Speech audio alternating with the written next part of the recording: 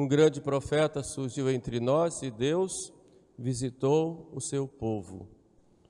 A chave da leitura e da meditação desse evangelho que acabamos de ouvir está exatamente nesta frase: Deus que visita o seu povo. O evangelista São Lucas, ele em diversos momentos nos mostra isto, Deus visitando o seu povo. Nós vamos ver lá no cântico de Zacarias: bendito seja o Senhor Deus de Israel, porque visitou o seu povo e o libertou. E como caracteriza essa visita de Jesus? Acabamos de ouvir um dos quadros mais belos do Evangelho de São Lucas, a ressurreição do filho da viúva de Naim. Então, nota, era uma viúva, a condição da mulher em Israel já era uma condição difícil, e ela era viúva. E nós vemos diversas vezes na Sagrada Escritura o cuidado que se deveria ter com as viúvas pela sua condição de mulher e pela sua condição de vulnerável, como diríamos hoje. Mas essa mulher, além de ser viúva, estava ali perdendo o seu único filho, filho único de uma mulher que era viúva. São Lucas caracteriza bem isso. Que sofrimento para essa mulher, e sofrimento tal que consternou toda a cidade. E aí nós vemos uma multidão acompanhando esta mulher em sua tristeza quando foi sepultar o seu filho. Por outro lado, vemos a chegar ao mesmo tempo uma outra multidão, agora já cheia de alegria, cheia de entusiasmo, acompanhando Jesus, o grande pregador, o grande taumaturgo, aquele que tinha feito tantos milagres, falava como quem tinha autoridade, o Deus feito homem, e o povo entusiasmado, alegre, estava ali junto com aquele que é a vida. E agora as duas multidões se encontram. A multidão que vem com a vida e a outra que vai levando à morte. Morte que, como diz São Paulo, o salário do pecado. Lembra-te, ó homem, de que tu és pó e em pó te hás de tornar.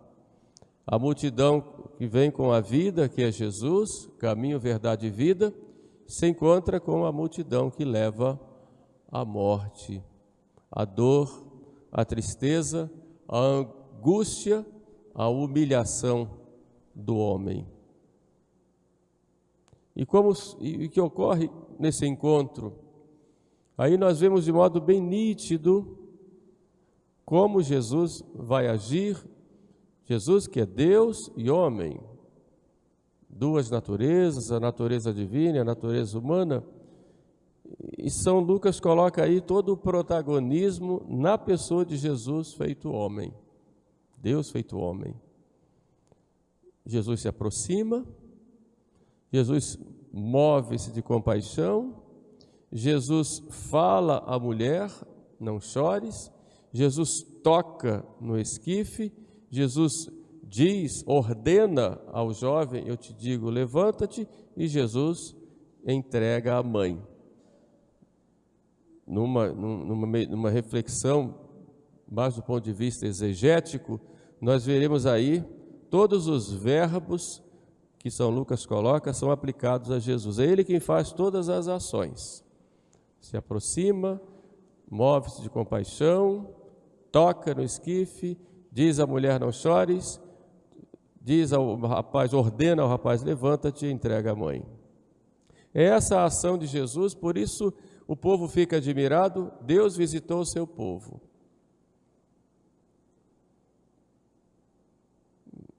Vejamos então em 3 pontos nessa homilia, o que é que nós como podemos aproveitar deste fato.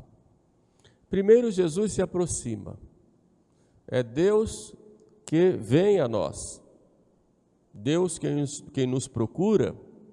É Ele sempre quem toma a iniciativa. Tomou a iniciativa de criar o homem.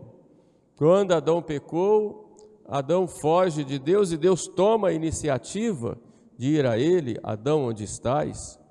Quando Caim mata seu irmão Abel, Deus toma a iniciativa de ir a Caim e grita pelo seu nome e pergunta onde está seu irmão,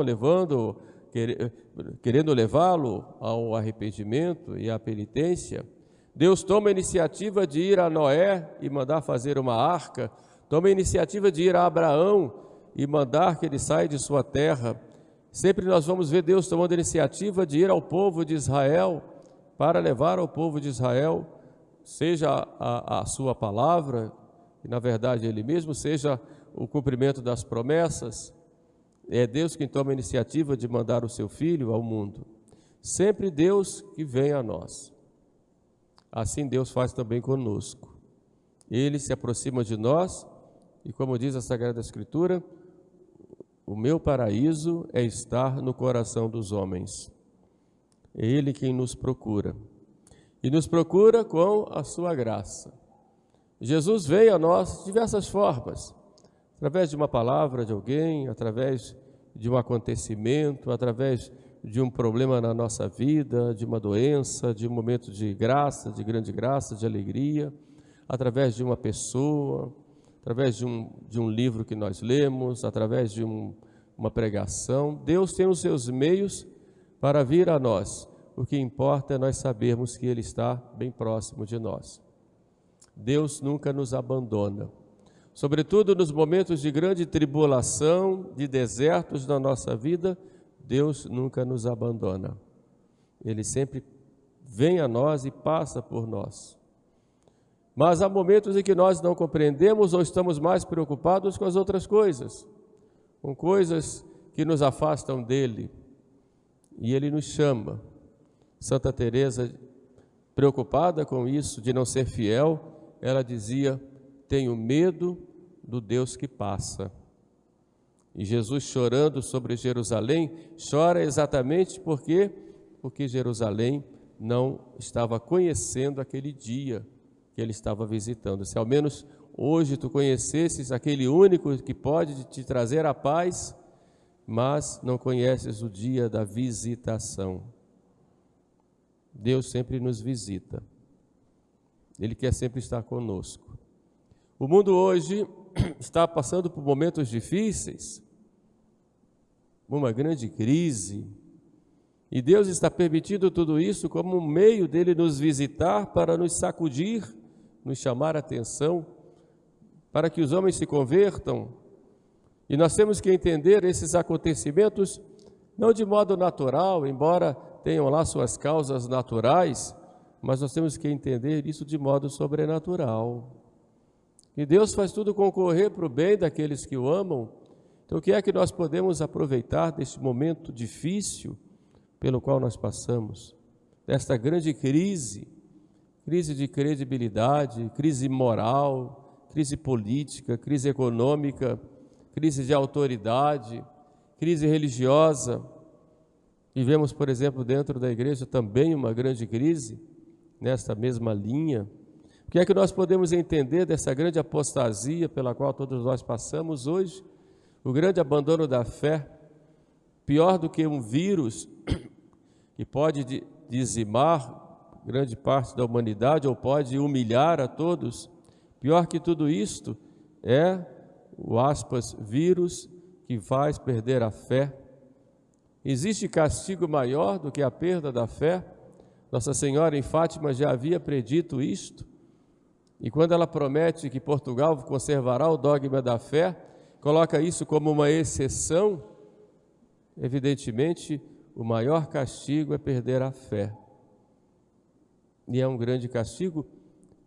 Não que Deus tenha mandado, porque Deus não quer o mal, mas Deus permite isto para nos chamar a atenção e para nós buscarmos o que é o principal na nossa vida. Tudo isto faz parte da visita de Deus. Temos que aproveitar tudo isso para olharmos não apenas as coisas que passam, não um olhar curto para este momento da história, mas olharmos mais além, que é a nossa salvação. De que adianta o homem ganhar o mundo inteiro, percorrer as órbitas dos satélites, conhecer este mundo, conhecer as galáxias, conhecer os mistérios da ciência, como diz São Paulo, todos, mas se o homem não conhece a Deus ou não vive para Deus, nada na sua vida vai ter sentido. E é neste aspecto que nós entendemos a morte daquele jovem. Aquele jovem, na verdade, representa a cada um de nós, que no abandono de Deus fica morto pelo pecado. A Sagrada Escritura fala de três ressurreições que Jesus fez. Santo Agostinho compara essas 3 ressurreições, juntamente com os santos padres, como 3 momentos na vida de cada um de nós. Momentos de queda na nossa vida. A filha de Jairo, uma menina que foi ressuscitada, era novinha ainda, na casa de seu pai. O filho da viúva de Naim, que era mais jovem, saindo da cidade. E Lázaro, que é ressuscitado já 4 dias depois de sepultado. Já estava apodrecendo no sepulcro. Assim é a história de cada um de nós quando cai. Ou caímos primeiro interiormente, como aquela menina, ou caímos já indo para fora, colocando a nossa vida, expondo a nossa vida às ofensas a Deus, ou caímos como Lázaro, já apodrecidos no fundo do poço pelos nossos vícios e paixões desordenadas. Mas de todos nós, nas nossas quedas ou nos nossos sofrimentos, Jesus sempre se aproxima de nós. Ele sempre toma a iniciativa. Nós nunca somos abandonados de Deus. Isso deve ficar muito claro em nós. Deus não nos abandona. Mesmo agora na igreja, com tantas dificuldades pelas quais nós passamos, tanta confusão, tantas divisões, tantos contra-testemunhos, tantos escândalos, não só do sentido moral, mas do sentido da própria fé, Deus não nos abandona. Quando Ele diz, eu estou convosco todos os dias até a consumação dos séculos, Ele está conosco, cuidando da sua igreja. O Espírito Santo assistindo a sua igreja. E sempre vai assistir. Em nenhum momento da história o Espírito Santo deixou de assistir a igreja. E assiste a igreja para que a igreja seja esse sinal entre as nações, coluna e fundamento da verdade, como diz o apóstolo São Paulo, sempre conosco. Mas nós vemos Jesus, primeiro se aproxima, mas vemos também Ele movido de compaixão. Aí nós vemos um segundo ponto da nossa reflexão de hoje. E Ele moveu-se de compaixão. Naquele tempo, a compaixão, o centro da compaixão eram as vísceras.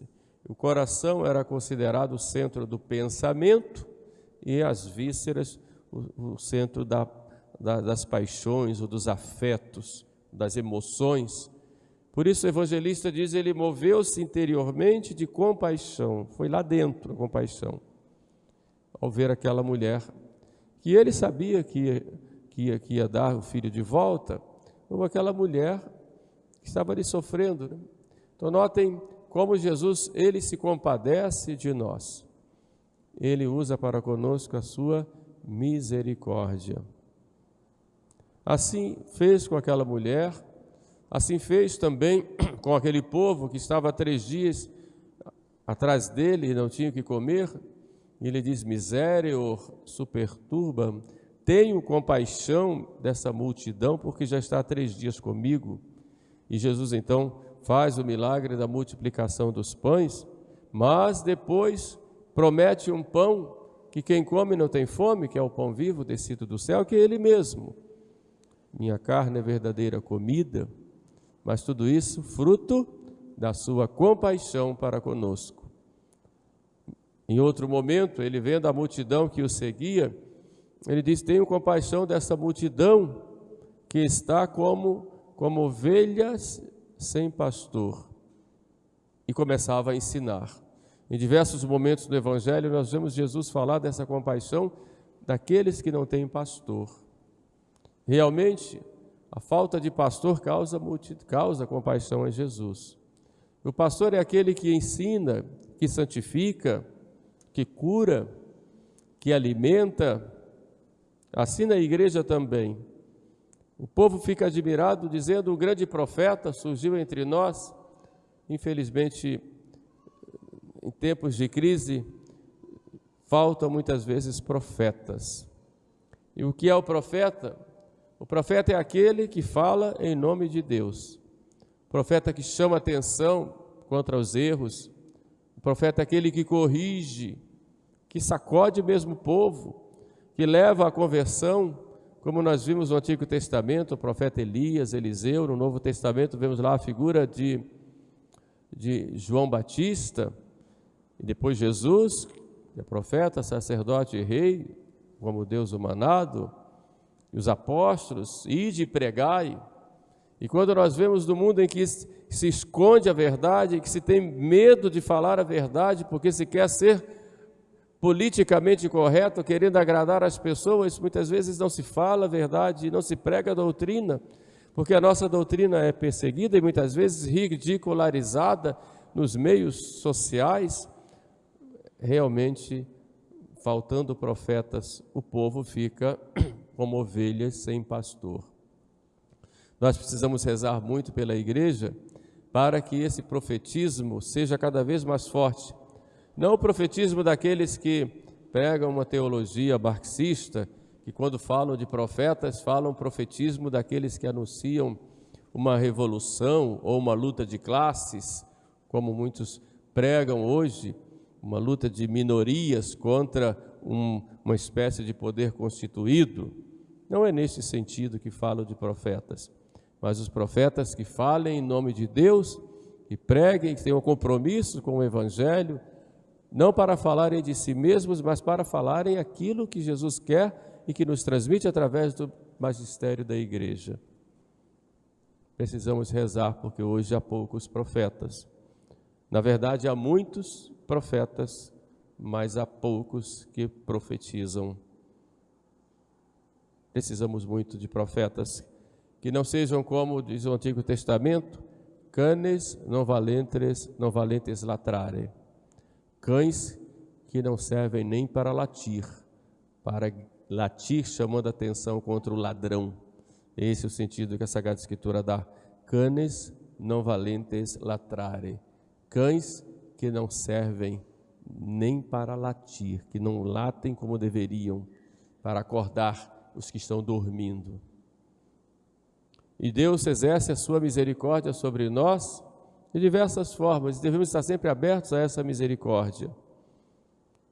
O nosso sofrimento, quantas vezes a tristeza nos abate, é olharmos para o céu e pedirmos a misericórdia de Deus, ou uma doença que vem, que chega e nos assusta, muitas vezes chega de mansinho, mas chega de surpresa, e ficamos apavorados: o que vai acontecer comigo a partir de agora?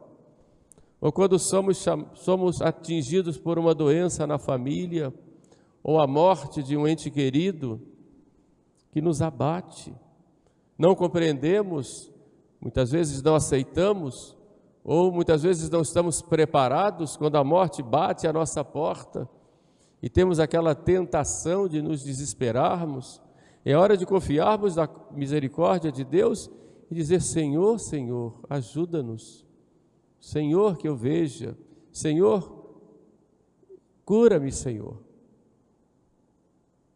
É a hora de pedirmos a misericórdia de nosso Senhor.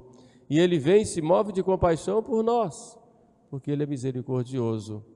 Ou quando prometemos uma coisa e não cumprimos, ou quando falhamos dessas nossas promessas, ou quando somos atingidos pela dificuldade material, dificuldade financeira, quando não somos compreendidos, quando somos perseguidos, humilhados, Deus exerce aí a sua misericórdia. É só pedir. mas exerce também a sua misericórdia quando nos dá tantas pessoas que vêm a nós, que querem nos ajudar, pessoas que nos apoiam, que nos amam. É Deus exercendo a sua misericórdia através dessas pessoas. O fato é que Jesus, indo àquela mulher, ele encheu-se de compaixão por ela e se enche de compaixão também por nós, nos nossos sofrimentos e nas nossas alegrias. Essa mulher é figura da igreja, como dizem os santos padres, que chora os seus filhos quando sofrem, sobretudo os seus filhos quando caem no pecado. Quantos jovens hoje estão como aquele jovem, mortos, e a igreja chora por eles, que embora vivos, estão mortos espiritualmente, mortos nos vícios ou naquilo que os afasta de Deus. E o que é que Jesus então faz para aquela mulher? Diz ao jovem: eu te ordeno, levanta-te. E entrega àquela mulher aquele filho. Entrega. Assim Jesus faz. Daí um terceiro ponto dessa nossa meditação: nós nos alimentamos da esperança. Somos filhos da esperança. O que é a esperança? Esperança é uma virtude teologal infusa. Virtude porque é um hábito bom, sobrenatural, que nos conduz à vida eterna. Essa é a esperança como virtude sobrenatural. Teologal porque tem Deus como objeto final. A esperança em quê? Esperança em Deus. E qual é o objeto mediano, digamos, ou segundo dessa esperança? Deus me dará a salvação. Então a esperança me leva a confiar em Deus, sabendo que Deus vai me dar a salvação e a posse dele. É nisso que consiste a salvação, a posse de Deus por toda a eternidade, o sumo bem. Deus vai me dar todas as graças necessárias para eu conseguir a salvação, conseguir a vida eterna, todas. Então, por isso devo ter muita confiança nele, sabendo que Deus não nos abandona e que cuidará de nós. Ele me dará todos os meios, seja os meios materiais, o que eu precisar. Se preciso de uma casa, se preciso de um trabalho, se preciso de uma veste, se preciso de uma família, se preciso me curar de uma doença, enfim, não importa. Todos os meios necessários em vista da vida eterna e também todos os meios sobrenaturais, todos. Força para vencer as tentações, graças sobre graças, para que eu possa no dia a dia ser melhor, crescer, me santificar, vencer os meus defeitos, até eu me salvar. Deus vai me dar todas as graças necessárias para eu alcançar a vida eterna. E eu viver nessa confiança em Deus, sabendo disto e entregando-me inteiramente a Ele, eu sei que Ele vai me dar o céu. Ele só quer de mim uma coisa: o meu amor. Só o meu amor. E eu preciso alimentar esse amor, conhecendo a Deus, procurando estabelecer com Ele amizade. Já não vos chamo servos, mas amigos. Essa amizade com Deus, procurando estar na sua presença, procurando recebê-lo em mim, seja espiritualmente, seja recebendo Jesus na Eucaristia. Eu tenho que viver esta amizade com Ele. E eu sei que com essa confiança e essa entrega, Deus vai me conceder tudo. Então tenho que me entregar. Santa Teresinha diz: devo ser como criança que mergulha nos braços do Pai. Eu sei que a vida é difícil, Santa Teresinha diz. A escada da perfeição é muito pesada para mim. Como eu sou pequenina, eu prefiro ficar no colo de Deus, sei que Ele me leva direto. Esta confiança nós devemos ter e nos entregarmos a Ele. Cada um na missão para a qual Deus chamou, sem termos inveja uns dos outros, sem dizer que somos melhores uns que os outros, nesta espécie de vaidade, arrogância espiritual, como se eu fosse melhor. Não, mas eu tenho que ser santo naquilo para o qual Deus me chamou. Aí vem Santa Teresinha e nos leva a uma meditação, quando ela fala que olhando o jardim, ficava admirada de ver tantas flores nos jardins e perguntava por que Deus não fez todas flores rosas. Fez a bonina, fez a rosa, a rainha das flores, e fez a bonina do campo, que logo seca, ou o vento leva, e fez a rosa. Por que não fez só rosas? E ela vai dizendo as várias espécies de flores, os crisântemos, as margaridas e tudo mais. Mas depois ela diz, ele entendeu, que todos nós somos flores no amplo jardim de Deus, que é o jardineiro. E o que importa é cada um viver aquela vocação para a qual Deus chamou. E ser santo nesse grande jardim de Deus, que é nessa diversidade de Deus que Ele manifesta assim o seu amor, que é único e especial para cada um de nós. É isso que Ele quer de nós, esse amor de entrega, dizer: Senhor, faça-se em mim segundo a vossa palavra. Eu nem entendo isso que está acontecendo comigo, não entendo, mas eu me entrego. É esta confiança que nós temos que ter em Deus nosso Senhor. Olhemos, pois, o exemplo